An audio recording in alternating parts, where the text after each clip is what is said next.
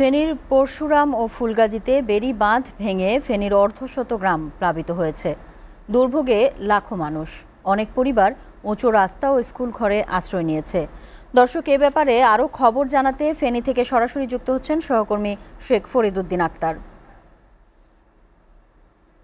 ফরিদ, মুহুরী, কহুয়া ও সিলোনিয়া নদীর 16টি স্থানে ভাঙন দেখা দিয়েছে আমরা জানতে পেরেছি।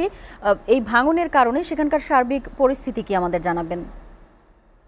ধন্যবাদ নুনাহার। আপনি যেমনটি বলছিলেন, পাহাড়ি ডলো বৃষ্টির পানিতে ফেনীর পরশুরামের এবং ফুলগাজীর মুহুরী, কহুয়া, সিলোনিয়া নদী বিভিন্ন স্থানে ভাঙনের পর প্লাবিত হচ্ছে গ্রামের পর গ্রাম। পানি উন্নয়ন বোর্ড সূত্র যেটি জানিয়েছে, পানি বিপদসীমার নিচ দিয়ে প্রবাহিত হচ্ছে। তারপরেও পানি আসা শুরু হয়েছে, গ্রামের পর গ্রাম প্লাবিত হচ্ছে।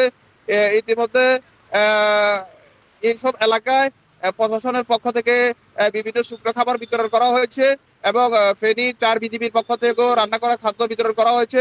এছাড়া আজকে ঢাকা মহানগর দক্ষিণ বিএনপির সভাপতি রসুল আলম মজনুর নেতৃত্বেও এইসব এলাকায় শুকনো খাবার বিতরণ করা হয়েছে।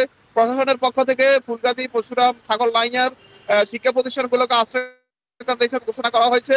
আশ্রয় কেন্দ্রগুলোতে লোকজন ইতিমধ্যে অবস্থান নিয়েছেন।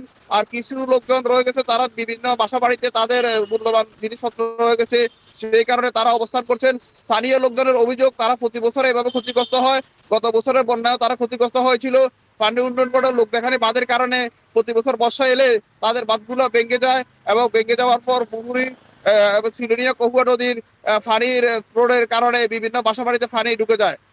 পানি উন্নয়ন বোর্ড সূত্র যেটি জানিয়েছে, তারা বলেছে এই মুহূর্তে বাঁধগুলো মেরামতের কোনো সম্ভাবনা নেই, কারণ পানির স্রোত যেভাবে নিচের দিকে যাচ্ছে এই মুহূর্তে মেরামত করা যাবে না। পানি কমলে তারা মেরামতের কাজ শুরু করবে।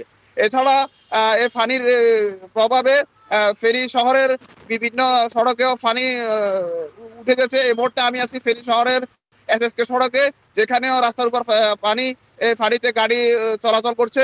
এছাড়া এই পানি নিম্নগামী হওয়ায় নিচের দিকে নামায় ফেনীর তাগুনভূঞার সদর ইউনিয়ন, এরপরে রাজাপুর, সিন্দুরপুর ইউনিয়নের কমপক্ষে 10টি গ্রাম প্লাবিত হয়েছে।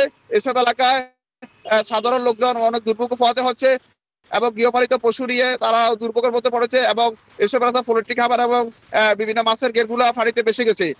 আমার কাছে এই ছিল সর্বশেষ তথ্য।